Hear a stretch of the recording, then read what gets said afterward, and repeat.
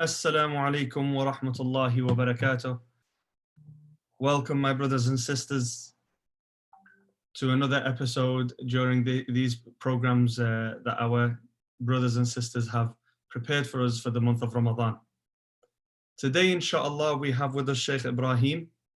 Sheikh Ibrahim, he will be discussing with us the story and men around the Messenger sallallahu alaihi wasallam. So we will learn and benefit from what these Sahaba, what these great men in our history, they did and how they acted around the Rasul alayhi salatu wasalam. So without further ado, inshallah, I would like to welcome Sheikh Ibrahim Alghayli to us today, who has been very generous with his time to join us today and to allow us to benefit from his knowledge. Assalamu alaikum wa rahmatullahi shaykhana. Tafaddal.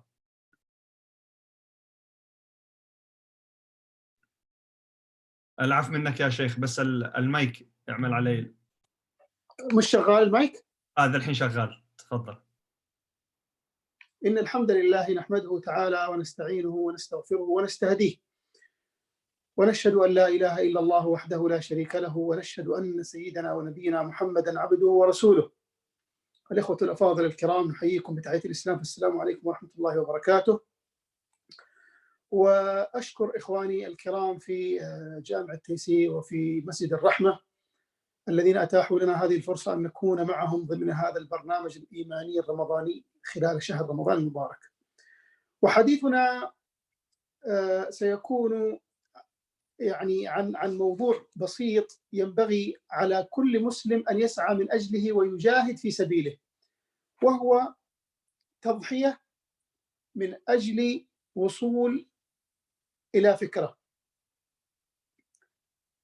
وكذلك أيضا القصة التي سنسمعها سيكون من خلفها الكثير من العبر التي ينبغي لكل من يسمعنا أو يطلع على هذه القصص أن يعتبر بها، كما هو الحال في القرآن الكريم.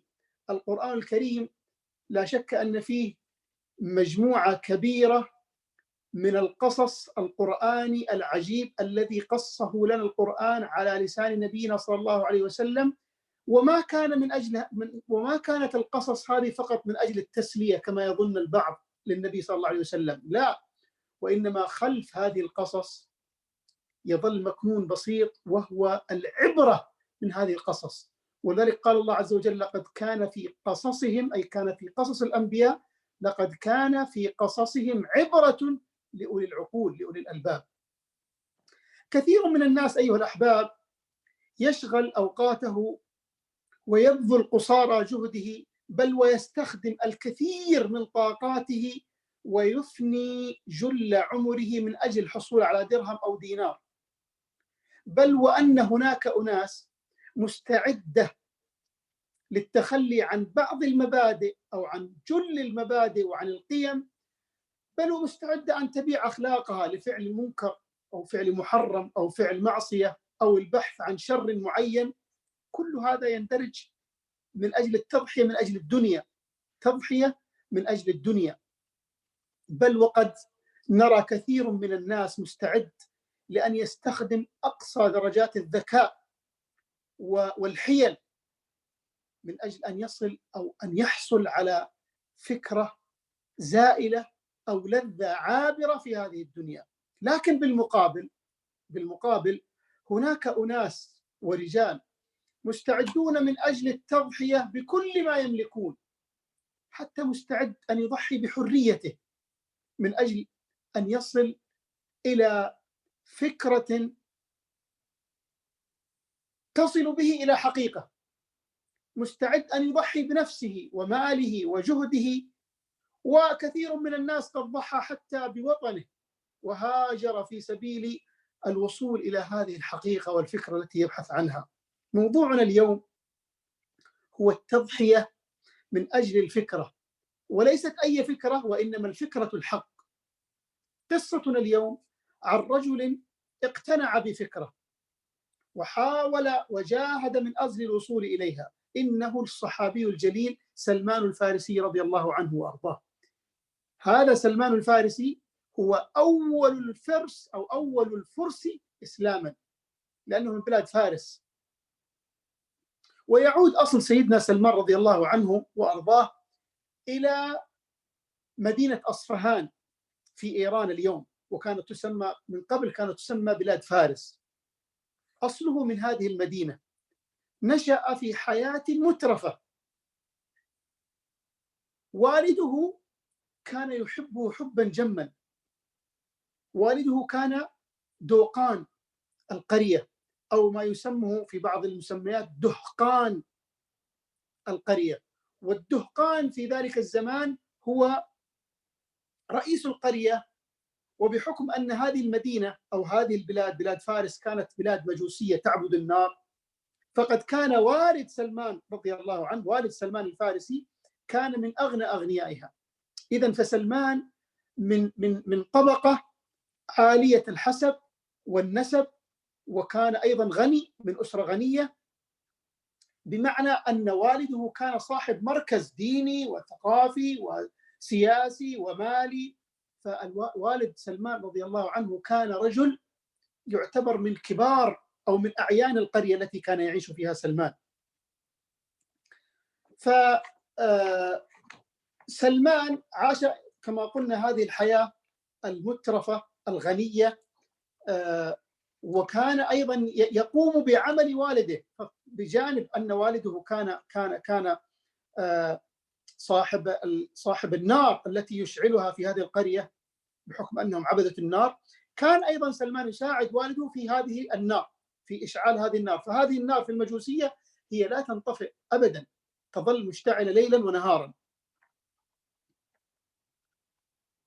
بمعنى لو أتينا وبحثنا أيضا عن الوالد هذا والد سلمان، فقد نجد والد سلمان قد أفنى عمره من أجل العقيدة، هذه العقيدة التي كان يرسخها في ولده سلمان رضي الله عنه.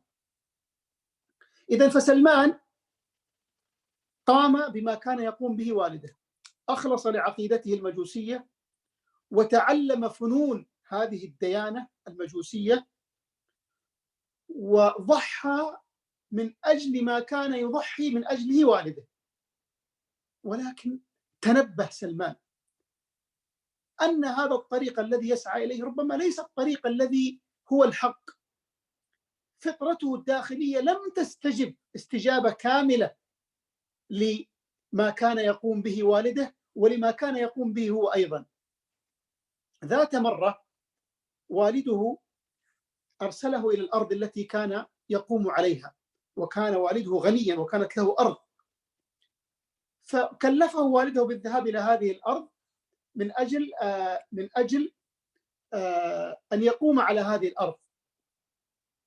وفي الطريق أثناء ما هو ذاهب إذا به يمر على معبد للنصارى، فدخل هذا المعبد وحاول لعله أن يصل إلى الفكرة التي يبحث عنها، فإذا هو بقس وحوله بعض الزوار أو مريدي، فرآهم يقومون بعبادتهم النصرانية ويصلون ويتوسلون بهذا الأسقف الذي موجود في هذه الكنيسة. ولكن أعجب بما رأى من عبادتهم، وقال في نفسه هذا والله خير من عبادتنا. فسأل عن هذا الدين وسأل عن هذا القس وما هو الدور الذي يقوم به في هذه الكنيسة. فإذا به ببعض النفرات يأتون إليه ويقدمون له بعض المال كي يتقرب بهذا المال إلى ربهم كما يزعمون، فيغفر ذنوبهم ويساعدهم في أمور دينهم ودنياهم. المهم أن سلمان رضي الله عنه بقي متأثر بهذا الشكل وبهذا المشهد النصراني، بقي في مكانه يراقب هذه العبادة ويراقب هؤلاء القوم حتى غربت الشمس، ونسي أن يذهب إلى المزرعة التي كلفه أو ذلك العمل الذي كلفه به والده. وبعد أن انتهت طقوس عبادتهم بدأ يسأل نفسه ويطرح على نفسه هذا السؤال: هل هذا العقيدة أو هذا الدين الذي الآن هو بصدده وربما رآه خيرا من دين أبوه التي هو المجيسية، هل هذا الدين هو الحق؟ فخرج من هذه الكنيسة ورجع إلى والده، وما أن وصل إلى والده حتى قص عليه ما رأى، قص على والده ما رأى من فعل هؤلاء النصارى. فتوجس والد سلمان مما فعله ولده، وخاف أن ينحرف عن عبادتهم المجوسية، فقيده بالأغلال وقيده بالسلاسل.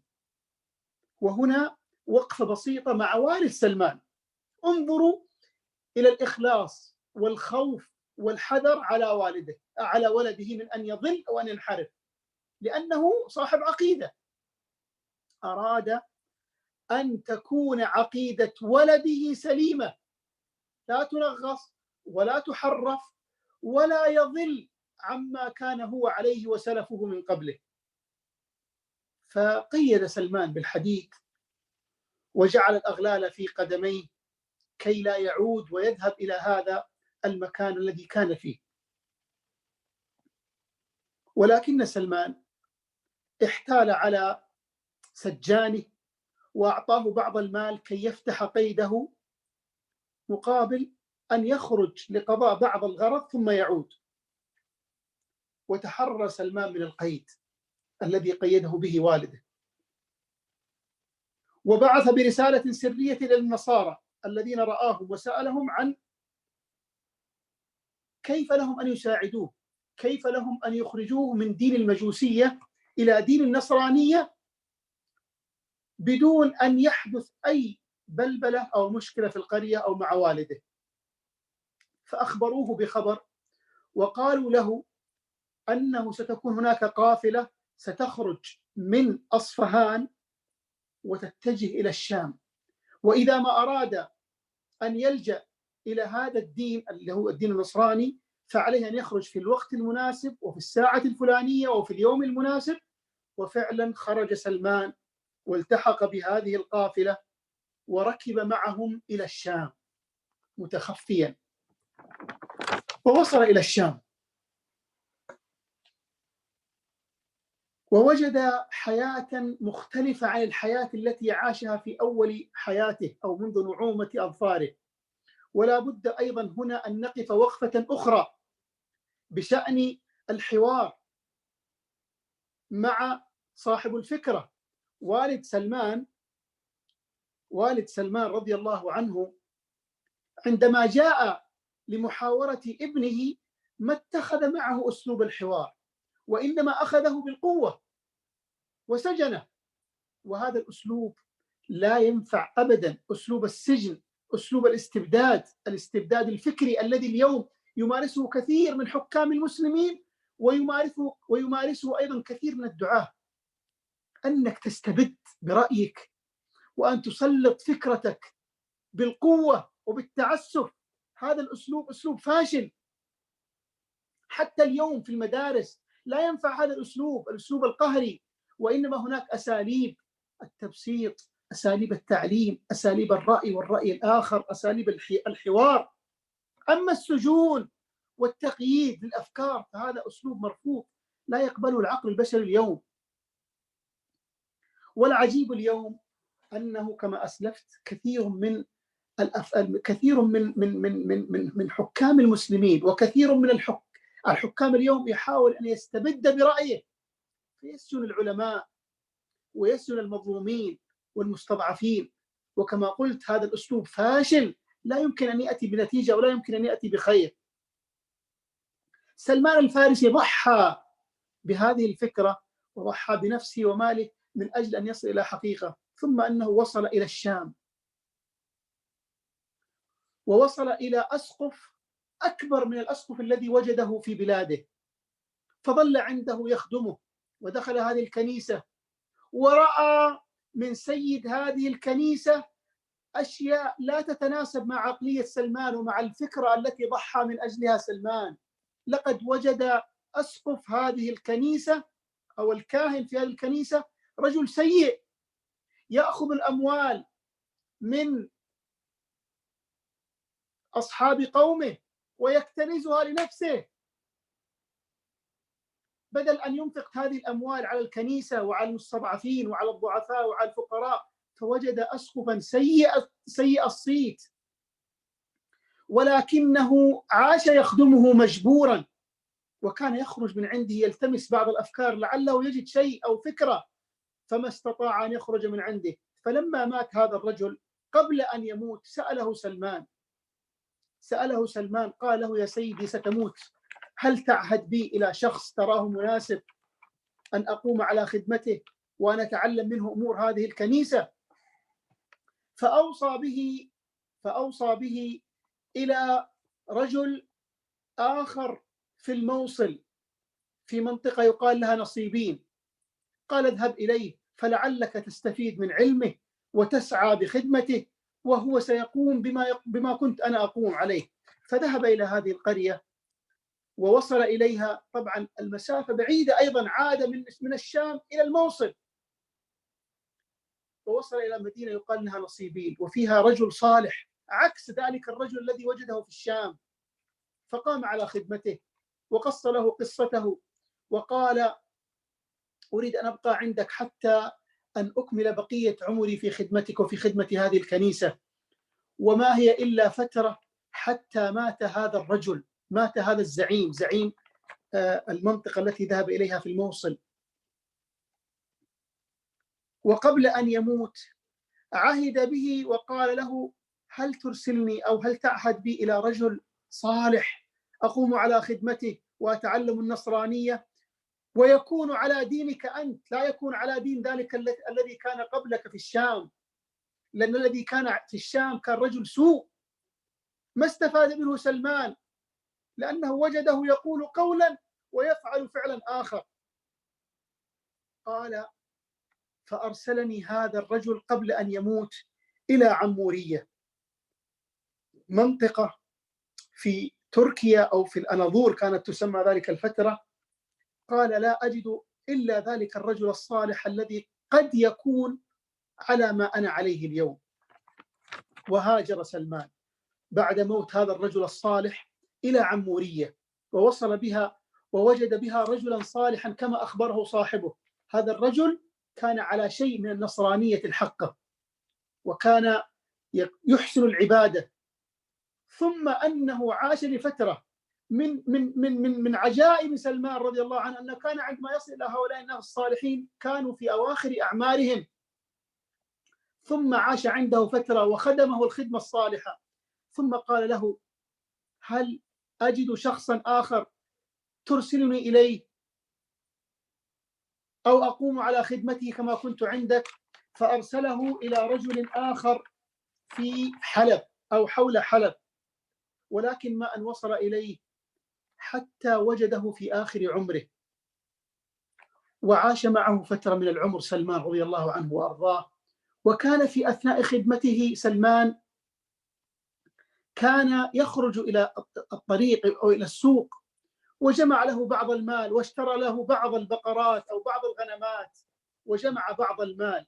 ثم أن سيده مات، وقبل أن يموت قال له وصية، أوصاه بوصية، قال له: هل تجد من أذهب إليه؟ قال: يا بني، لا أجد على ظهر الأرض من أنصحك أن تذهب إليه، ولكن هذا الزمن الذي تعيشه ونعيشه زمن قد يكون لرجل يخرج من العرب يدعي بأنه نبي أو يقول بأنه نبي، فإن استطعت يا بني أن تلحق به فالحق به. يظهر في مكان يقال له مكة، ويهاجر إلى مكان ذي نخل، مكان في حرتين.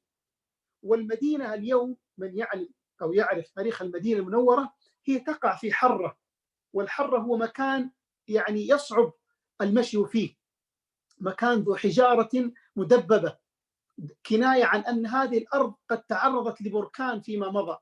فإن استطعت يا بني أن تذهب إليه فاذهب إليه. وفعلا خرج سلمان وسأل وتقصى، ووجد قافلة متجهة إلى المدينة كما سألهم، فأخذوه مقابل أن يعطيهم تلك الغنمات وهذه البقرات. انظر إلى التضحية التي ضحى من أجلها سلمان كي يصل إلى حقيقة وكي يصل إلى الفكرة. فما أن أخذوه حتى تركوه في منتصف الطريق، منطقة يقال لها ذي قرى، فنزل بها وباعوه لرجل يهودي، واشتراه هذا اليهودي وظل عنده فترة يخدمه. ثم جاء يهودي من بني قريظة واشترى سلمان رضي الله عنه وأرضاه، وأخذه وجلبه معه إلى المدينة. فما أن رأى النخل سلمان رضي الله عنه حتى تيقن أنه في المكان الذي خبره أو أخبره عنه صاحب عمورية. القصة طويلة جدا ومتفاجئ أنا أن الوقت سرقنا بهذه السرعة ومضت 20 دقيقة، لكن الذي أود أن أقوله أن سلمان عندما وصل وقام على خدمة هذا اليهودي، يقول قصته موجودة في صحيح البخاري، يقول بينما كنت في نخلة أعمل مع صاحبي إذ جاءه ابن عمه فقال له قاتل الله هؤلاء النفر، يقصد أصحاب الأوس والخزرج، والله إنهم لمجتمعون بقباء ينتظرون وصول رجل يقول أنه نبي. يقول سلمان رضي الله عنه وأنا في رأس النخلة ما أن سمعت هذا الرجل يقول لابن عمه الذي هو سيدي هذا الخبر حتى كدت أسقط من النخلة مغشيا علي. ولنا وقفة سريعة جدا. سلمان الذي ضحى بماله وبنفسه وبسمعته وبالمكانة التي كان يعيش فيها بين قومه هو وأبوه، بعد هذه البحور من الهجرة في بحر الظلمات وهو يبحث عن الحقيقة، وصل إلى المدينة. ثم يأتي ذلك الرجل ويسمعه خبر النبي الذي أخبره عنه صاحب عمورية. ثم أنه نزل من النخلة وتكلم مع هذا الرجل، قال أعد علي الخبر، أعد ما تقول. فسمعه سيده يقول هذا الكلام فلطمه على خده وقال اذهب وعد إلى عملك. قال وعدت إلى عملي وأخذت نفسي، وبعد أيام ذهبت لمقابلة هذا الرجل الذي يقول أنه نبي. طبعا صاحب عمورية أخبره ب3 علامات إن وجدها في هذا الرجل قال فاتبعه يا بني. قال اعلم أنه لا يأكل الصدقة ويقبل الهدية، وبين كتفيه أي في ظهره خاتم النبوة. فأخذها سلمان في نفسه، ثم أنه ذهب لمقابلة النبي صلى الله عليه وسلم وأخذ في اليوم الأول معه تمر من تمر الصدقة وقبله، وقدم إلى المدينة أو إلى يثرب والتقى بالنبي وقدم له بعض وسلم عليه، ثم قدم له بعض هذا التمر وقال له يا محمد هذا تمر عندي من تمر سيدي إنه صدقة إن شئت فكل منه. فأخذه النبي صلى الله عليه وسلم ولم يأكل منه وإنما قدمه لأصحابه فقال هذه الأولى. ثم أنه عاد إلى النبي بهدية من تمر آخر وقال له يا نبي الله أو يا محمد، لم يعترف بأنه نبي في فترة، قال له عندي تمر من الهدية لأني رأيتك لم تأكل هدية تمر الصدقة، فإن شئت فكل من هذا فإنه هدية لك. فأكل منه النبي صلى الله عليه وسلم. ثم جاء في لقاء آخر يبحث كيف يصل إلى ظهر النبي وكيف يرى هذا الخاتم. قال فجئت في يوم وكان من بعد العصر فرأيت النبي في البقيع وهو يدفن أحد أصحابه. قال فظللت ألف حول النبي صلى الله عليه وسلم فعرف مني ما أريد فكشف عن ظهره. قال فرأيت ذلك الخاتم أو تلك العلامة التي أخبرني بها صاحب عمورية، فانكببت أقبل ظهر النبي صلى الله عليه وسلم. فاستغرب النبي وقال ما لك؟ قال فقصصت عليه خبري. فتعجب النبي صلى الله عليه وسلم وسأل عن حاله، فإذا هو لا يزال مملوك عبد عند ذلك اليهودي. ثم أمر أصحابه بأن يساعدوا سلمان وهناك شيء علمنا إياه هذا الإسلام وهو المكاتبة لمن هو عبد أو مملوك عند سيد، عليه إن أراد أن يحرر نفسه أن يكاتب سيده على مبلغ معين من المال. قال فاستغلني اليهودي، وعندما علم أني أريد أن أكاتبه اشترط علي بيرة من ذهب، يعني مقدار كبير من الذهب أو من المال، مقابل أن أحصل على أن يعتقني. فأمر النبي أصحابه أن يساعدوا سلمان وأعتقوه وقدموا له بعض المال، وأعتق من هذا السيد من بعد غزوة أحد. ثم أتى إلى النبي صلى الله عليه وآله وسلم وشهد معه جميع المشاهد من بعد أحد. ولا ننسى أن سلمان هو صاحب الفكرة التي كانت في غزوة الخندق، عندما جاء أهل مكة وأهل الأحزاب وحاولوا أن يدخلوا المدينة، هو الذي سلمان رضي الله عنه هو الذي أشار على النبي صلى الله عليه وسلم بحفر الخندق في المدينة.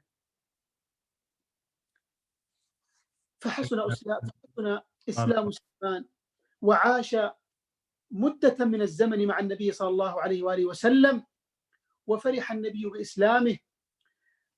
أخيرا نختم هذه الحلقة السريعة جدا التي ما توقعت أنها تنتهي بهذه السرعة.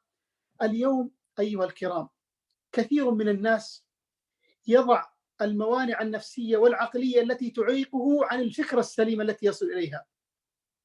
كثير من الناس اليوم يعيش عيشة عبثية لا تعرف لها غاية، كثير من الناس يسعون لتحقيق هذه العيشة العبثية. طغت عليهم المادة والأفكار الدنيوية والمعتقدات الدنية، واستسلم كثير من الناس اليوم لرغباتهم، وحال لسانهم يقول إنما هي أرحام تدفع. أرحام اليوم يقصد أن الحياة هي أرحام تدفع الناس لأن يعيشوا، يلدوا أو النساء تلد، وأرض تبلع هذه العيشة بعد ما تموت. بشر لا قيمة لهم في الوجود سوى أن يعيش من أجل أن يأكل ويشرب وأن يحصل على متع بسيطة زائلة، همه هم نفسه فقط. ولكن عندما يكون عند الإنسان فكرة ويسعى من أجلها ويضحي في سبيلها وأن يحققها، هذا لا يمنع، وهذا ينبغي أن يكون هدف كل مسلم في الحياة. إذا آمنت أخي المسلم أخي الحبيب، إذا آمنت بفكرة فعليك أن تعيش من أجلها وأن تضحي من أجلها، ثم تموت من أجلها، تكون عزيز. أسأل الله عز وجل أن ينفعنا وإياكم بما سمعنا. هذه قصة بصيرة، قصة سلمان الفارسي الذي بحث عن الفكرة وضحى من أجلها حتى وصل إليها من أصفهان بلاد فارس حتى وصل المدينة، وكان من خيرة صحابة نبي الله صلى الله عليه وسلم، وروى الحديث عن النبي صلى الله عليه وسلم، وآمن بالفكرة وضحى من أجلها ومات من أجلها رضي الله عنه وارضاه. عاش أكثر من 90 سنة، وفي رواية قيل أنه عاش يمكن 120 سنة، كلها كانت سنوات مليئة في آخر حياته بالخير وبالعطاء وبالتضحية في سبيل هذا الدين. أسأل الله عز وجل أن ينفعنا وإياكم بما سمعنا، إنه ولي ذلك والقادر عليه. وصلى الله على نبينا محمد وعلى آله وصحبه أجمعين. بارك الله فيك شيخنا, جزاك الله khair. My brothers and sisters, time is of the essence at the moment. So I'll try and give a quick translation. I do apologize for the shortfall in my translation. I'll just try and do it very quick and concise. So the Sheikh was discussing today some lessons behind the story of Salman al-Farisi. Salman al-Farisi, he was born in Persia to a family who worshipped the fire. And his father worked to maintain the fire and make sure that this fire doesn't run out. So Salman was raised in a household where they were very dedicated to worshipping the fire and very dedicated to keeping the fire alive. So, and he was of those people who came from a wealthy background. He wasn't neglected. His father loved him and he loved his father. And Salman al-Farisi gave up and he sacrificed for the sake of finding the truth. And this is something very few of us do these days. And he sacrificed and he wanted to find the truth. He sacrificed his land, his home, his parents, his freedom, and his wealth, to the point that one day he escaped from his father and from the land that he was in. and he ended up in a monastery. He ended up under a monk where he decided to learn from this Christian monk. And he learned from him what he learned, but he realized that the monk wasn't a good person. But before the monk died, he asked him of advice, where should I go next? So the monk told him to go to such and such place, and which he did. And he traveled from one place to another until he arrived at this monastery, and he learned from them. But he realized this monk was good, and he benefited Salman al-Farisi a lot. And just before he died, he said to Salman al-Farisi, go to such and such place, he will teach you more. So he went from one monastery to another until finally he arrived at the final monk, and he said to him before he died, he says to him, there is no one else on this earth that I know who is upon what I am upon, but the time has come where a prophet will soon come forth to the people, and he will come at a land of dates, and he gave him the signs of where to go to. So Salman al-Farisi made it his mission to travel to this land, and he took a caravan and he was on his way to this land that he has been told to go to. And the people who are in charge of the caravan tricked him and they sold him into slavery. So Salman al-Farisi has sacrificed everything and now he is a slave. And subhanallah, how Allah's plan comes to light. Salman sought the truth, so Allah took him to the truth. Who is the one who bought Salman al-Farisi? No one other than a Jew who lived at Medina, or just at the outskirts of Medina. And he took him there to look after his land, after the Jews' land. And Salman remained there to look after the land, and he took care of the crop until one day the Jew was sitting and his cousin comes to him and he says to him, these people of Medina are busying themselves with nonsense. They are there, they are expecting someone to come who they call a prophet. So when Salman heard this, he became rejoiced. Long story short, I really do apologize for this, my brothers and sisters. So Salman finally found a way to go and see if this truly is the prophet of Allah that he has been awaiting. So Salman al-Farisi, he gathered some of his wealth, he managed to save something. He went and he took dates to the Rasul and he said, this is a sadaqah to you, this is a charity. And the Rasul accepted it, but he distributed it amongst the Sahaba and he didn't eat from it. So Salman al-Farisi is waiting for 3 signs, and these 3 signs will tell him whether this is a true prophet or not. So the first sign has been met, that he doesn't eat from the charity. So the next day Salman al-Farisi comes back and he gives him dates and he says, this is a gift to you. So the Rasul accepts it and he eats. So he says, this is the second. He accepts gifts, but he doesn't eat from charity. So there's the third sign left, and which is a seal of prophethood, a seal of the prophethood, which is a group of hairs on the back of the Rasul. So Salman was trying to walk around the back of the Rasul and trying to peek below his shirt to see if he can see the seal of prophethood. And he didn't mention anything because he doesn't want to cause any distraction or cause any eyes turning to him. But the Rasul subhanallah understood what Salman is trying to do, and he lowered his garment, and Salman seeing the seal of prophethood, and he accepted him immediately as the messenger alayhi salatu wasalam, and he accepted Islam. And Salman is one of those Sahaba who has sacrificed, and a role model for us, who has sacrificed his life, his wealth, and his freedom in order to find the truth. And he became a great Sahabi, of which we still till today narrate his story and we take lessons from.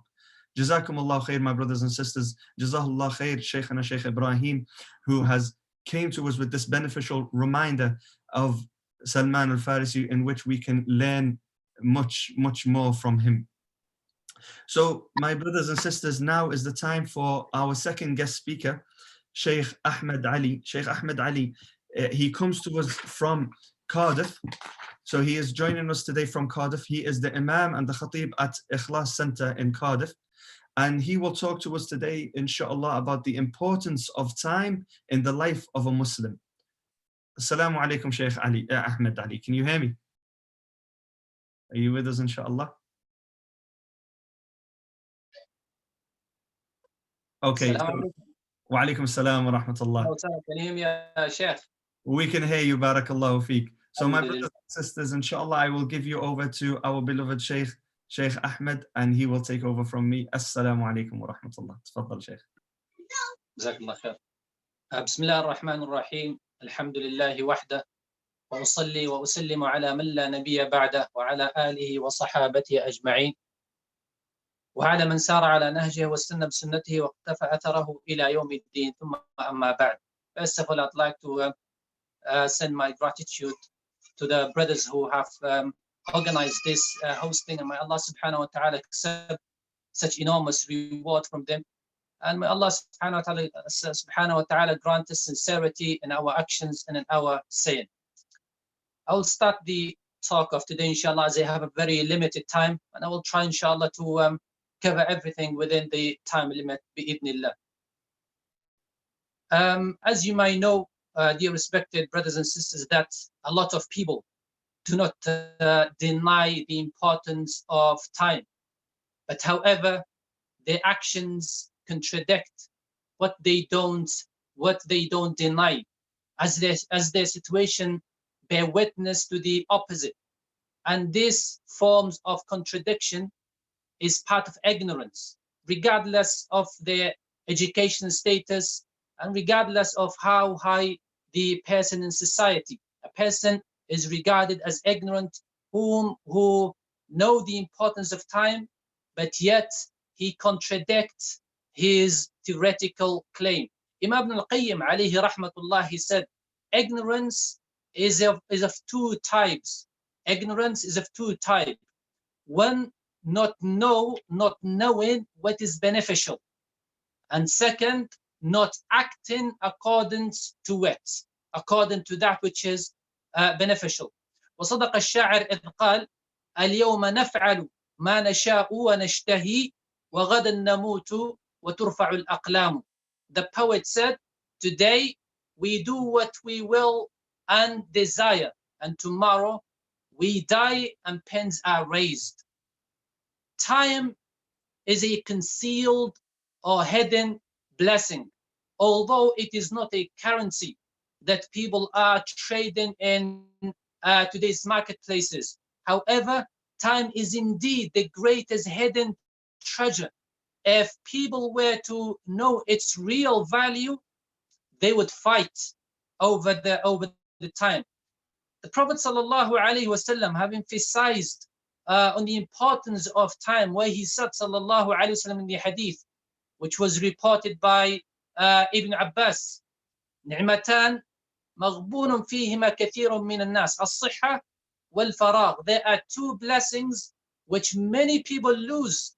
They are health and free time for doing good. This hadith stresses out two facts.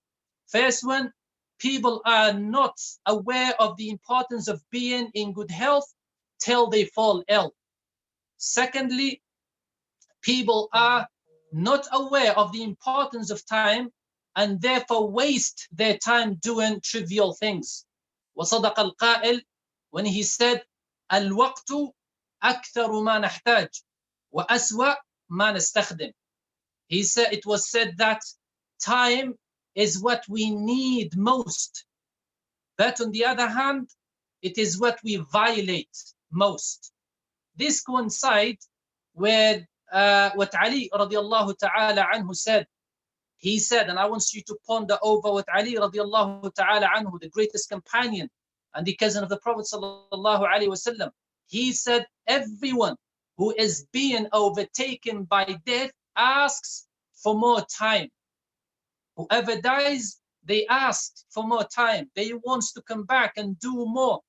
He said, and then he said, and for those who are still alive and has time, they try their best to make excuses for postponement and for delaying things.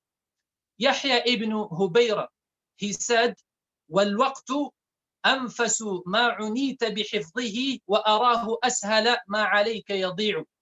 He said, time is the most valued we were meant to safeguard. And I see it as the easiest thing to lose. Time is indeed more important of that which we know. Imam Ibn al-Qayyim alayhi rahmatullah, he said, wasting time is worse than death, because death separates you away from this world, whereas wasting time separates you away from Allah Azza wa Jal. This is why one of the righteous Salaf said, you must know that wasting time is a sign of the dead.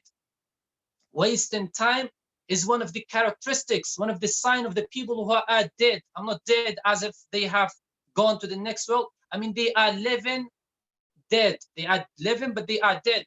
He said, you must know that wasting time is a sign of the dead, and being preoccupied with good doing is a sign of a living person. So therefore, if you are able to be among the living one, then do so. Abdullah ibn Mas'ud, may Allah be pleased with him, he said, never do I regret anything so much as I regret a day that passes and decreases my lifetime without my good doings or good deeds are increased. And Hasan al-Basri alayhi rahmatullah, he said, I have met men who were more protective of their time than you are of your dirham and your dinar, than your materialistic things, which means they were stingy, they were miserly. When it comes to time, they would not give their time so easily. They will think double before they spend their time. I listened to the advice that were given to a sound person. He said, do not empty your hearts from the remembrance of Allah Azza wa Jal. And the wise person is the one who occupies himself with good deeds that are pleasing to Allah Azza wa Jal. Because no sooner this person, as soon as he thinks, or as soon as he completed good deeds, then he should engage in another one. Yahya ibn Mu'ad radiyallahu ta'ala anhu, he said, I wonder why some people feel dejected, feel disappointed when wealth is decreased, while not having the same feeling when life is decreased. And time is life, and life consists of days and nights. Whoever wastes his or her time will inevitably regret losing every second and every moment of it. We have a great example in our Prophet Muhammad sallallahu alaihi wasallam's life. Sayyida al-Mu'mineen Aisha radiyallahu ta'ala anha, she said the Prophet sallallahu alaihi wasallam never seen having free time. He would either be seen repairing a needy shoes or sewing a dress for a widow woman. Unfortunately, wasting time become inexpensive in the life of some Muslims nowadays. Al-Fudayl ibn Yunus said he once saw Muhammad ibn al-Nadr filled with some despondency, some disappointment, some depression. I asked him as to why is he feeling sad.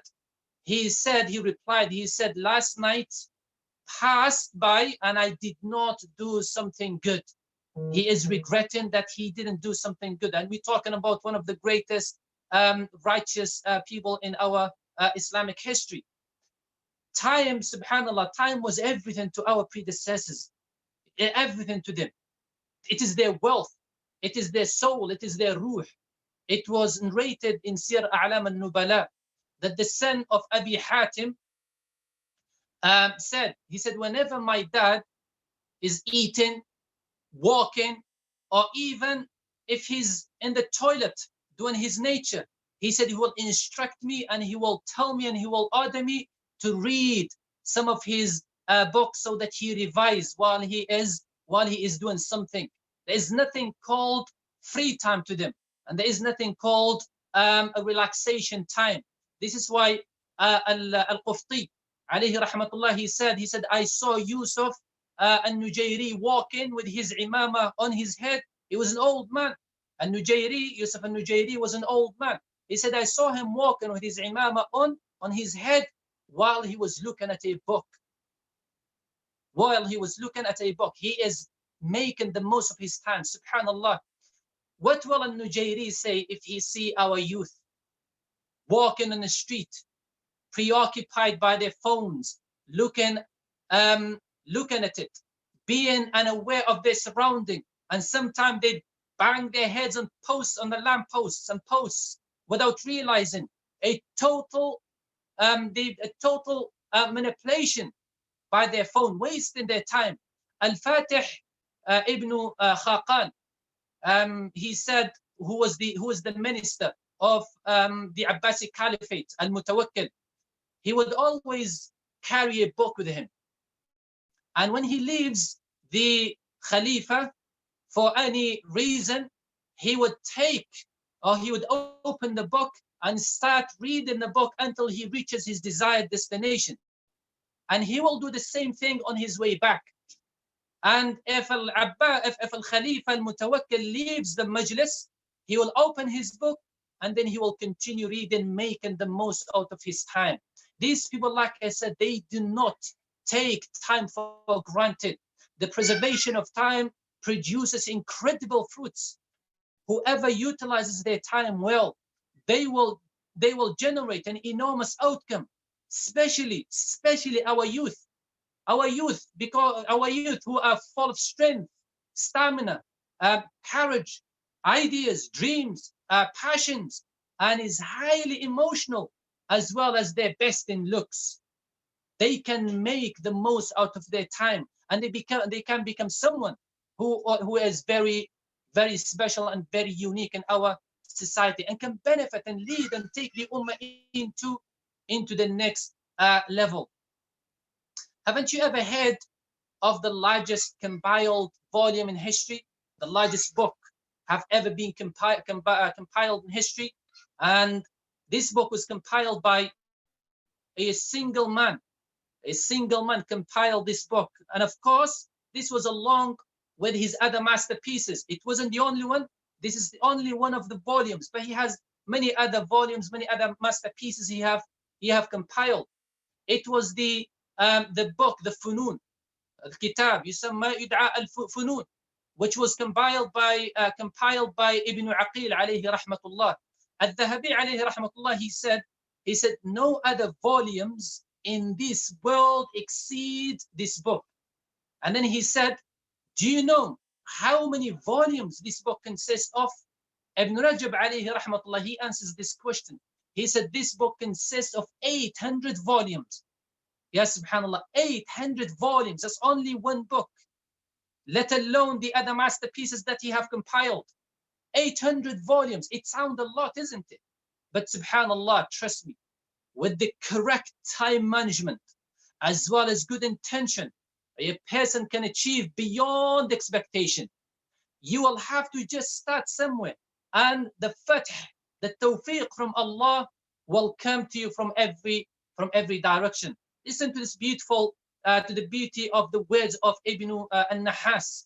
He said, adding the least to the least with consistency will make a huge amount of quantity.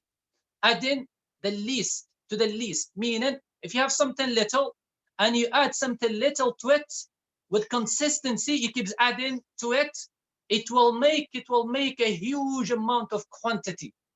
He said, then it is like a river, which made of gathering from water drops.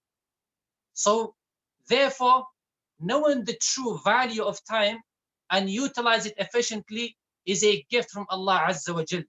And no one is good at managing their time. Not everybody is good. I mean, not everyone is good at utilizing their time and managing their time. Why? Because it is a gift.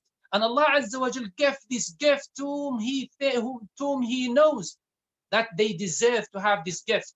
Because Allah subhanahu wa ta'ala said, وَمَا يُلَقَّاهَا إِلَّا ذُو حَظٍّ عَظِيمٍ. And none is granted it except one having a great portion of good. Time is among the most valuable things in our life. It is related to our age.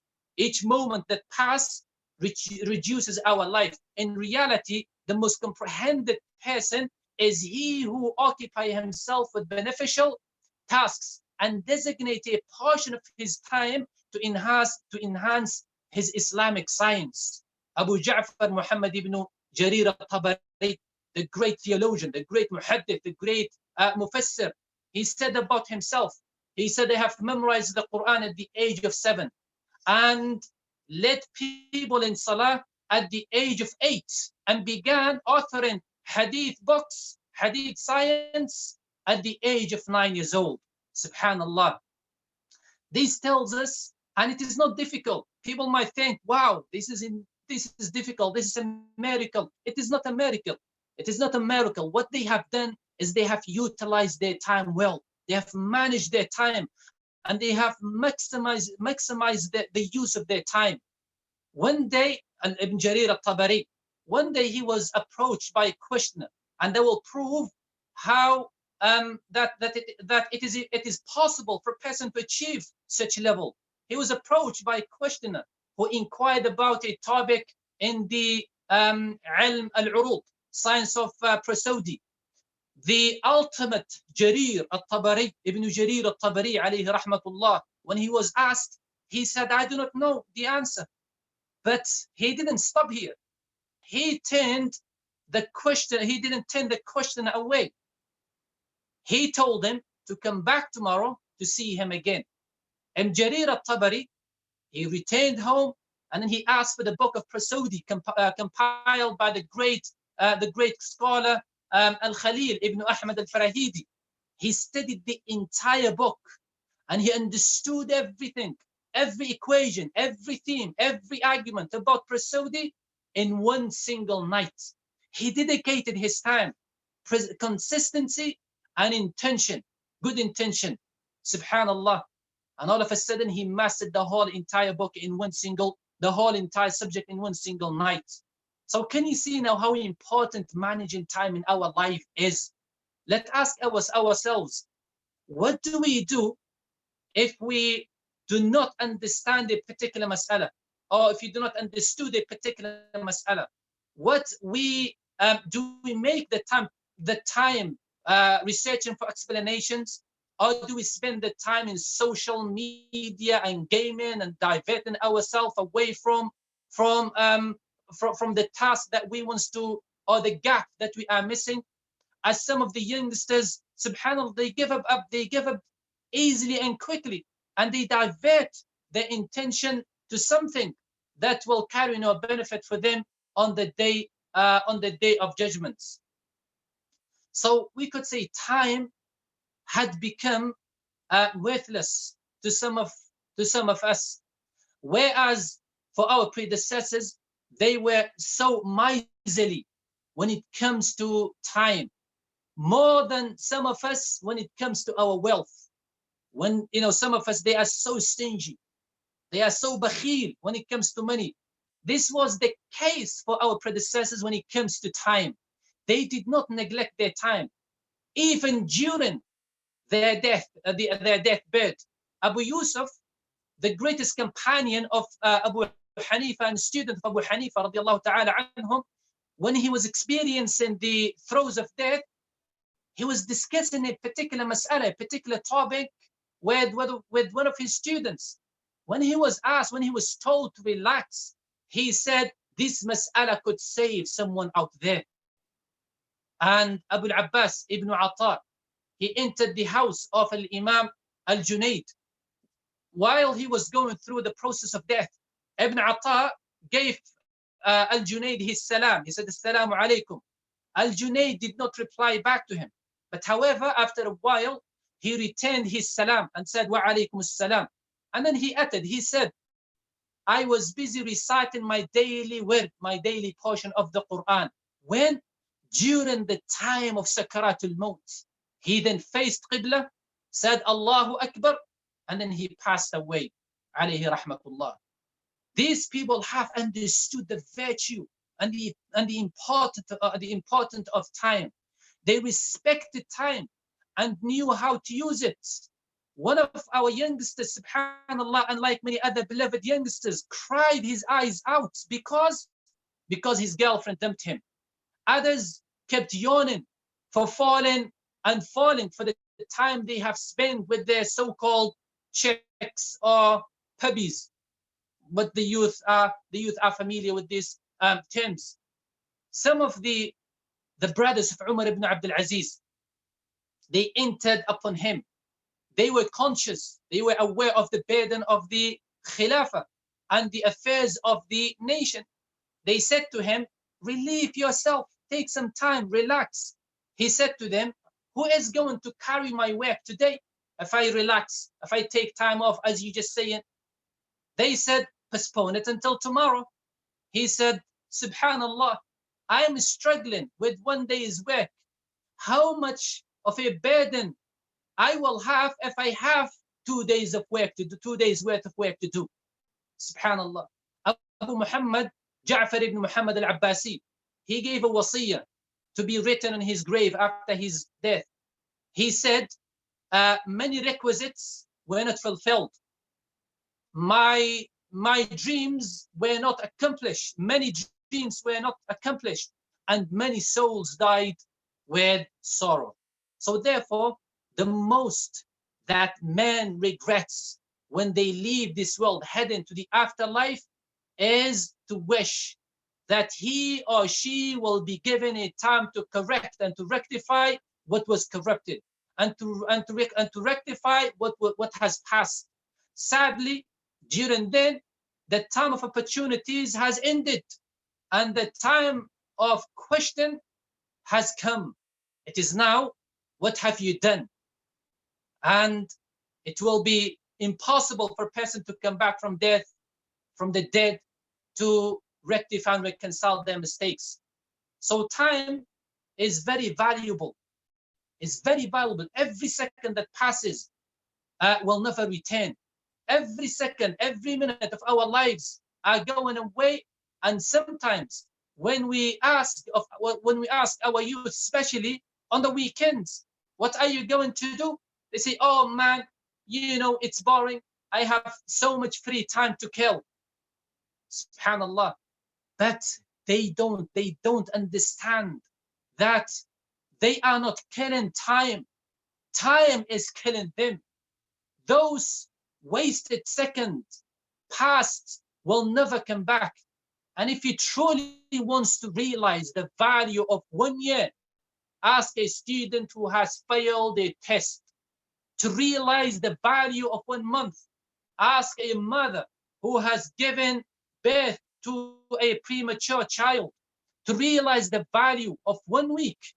Ask an editor of a weekly newspaper to realize the value of 1 day. Ask a daily wage laborer who has kids to feed to realize the value of 1 hour. Ask the bride who is waiting to meet her groom and to realize the value of 1 minute. Ask a person who has missed the train and to realize the value of 1 second. Ask a person who has avoided an accident and to realize the value of 1 millisecond. Ask the person who has won a silver medal in the Olympics. So time is not something to be wasted. If any thoughts come to our minds or perform a good deeds, then do it immediately, because this is a trick of the shaitan to always make us delay. If you have the azima or motivation to memorize the Quran, do not delay it. Start right away.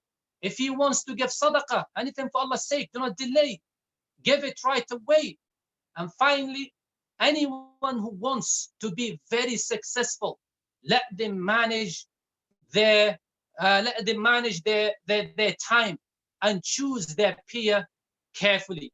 And I will conclude with this poem, which was said by the Sha'ir al-Hilali. I'll say them in Arabic, and I'll leave them to translate them into English. It doesn't carry the same meaning, but I'll just say it in Arabic so that I conclude with these poems. He said, الوقت أغلى من الياقوت والذهب ونحن نخسره في اللهو واللعب وسوف نسأل عنه عند خالقنا يوم الحساب بذاك الموقف النشب نلهو ونلعب والأيام مدبرة تجري سراعا تجد السير في الهرب والفوت مقترب والموت مرتقب والحال منقلب والناس في لعب وقد نسينا من الأيام أطولها يوم الحساب ويوم العرض والكرب 50,000 من الأعوام يعدلها مما نعد من الأيام والحقب والشمس فوق رؤوس الناس تحرقهم وليس يحجبها شيء من الحجب والنار موقدة والله أوقدها وقودها الناس لم توقد من الحطب فاعمل لنفسك وأمل السلامة وأمل في السلامة لا تركن إلى النوم أو تشكو من التعب فإنما أنت مجزي بما عملت يداك فاعمل لها في رفعة الرتب وإنما الفوز فيما كنت تعمله مخافة الله لا في الجاه والنسب لو أنها تنفع الأنساب صاحبها شيئا لما كان مذموما أبو لهب وجزاكم الله خيرا وصلى الله على محمد وعلى آله وصحبه وسلم and my apology if I exceeded the time that was given to me. جزاكم الله خير. Jazakallah khair, Shaykhana, barakallahu feek. My brothers and sisters, we are saddened that we didn't get to spend much more time with Sheikh Ahmed, who has given us, mashallah, beneficial reminder, which reminds us of the importance of time and how time seems to slip away from us. Instead of us taking control of our time, we are letting time out of our hands, and it's something that is very expensive and we will never get it back. And Allah has blessed us with the time at the moment. So what have we done with it? Jazakallah khair, Shaykhana. My brothers and sisters, I would like to remind you all that this is a program throughout the month of Ramadan, inshallah, and to invite you to come back today at 7:30. So in about 30 minutes, inshallah, we will be with our brother, Dr. Muhammad Al-Dubai, who will go through the Quran circle, inshallah. So everybody is welcome to join and to join in the Quran circle. And then again at 10:15, we will have Sheikh Muhammad Al-Shar'i, who gives us our daily reminders in feeding our soul. And then straight after the reminder from Sheikh Muhammad Al-Shar'i, you'll be with yours truly, myself, where we will continue on Tafsir, Surah Al-Kahf, and the quiz, inshallah. So again, we are here with you every single day, inshallah, at 2, then again at 6, then at 7:30, and then at just after 10 o'clock. So please remember to come back. Please remember to pass the message on to your family and friends and to everyone around you. وجزاكم الله خير. السلام عليكم ورحمة الله وبركاته.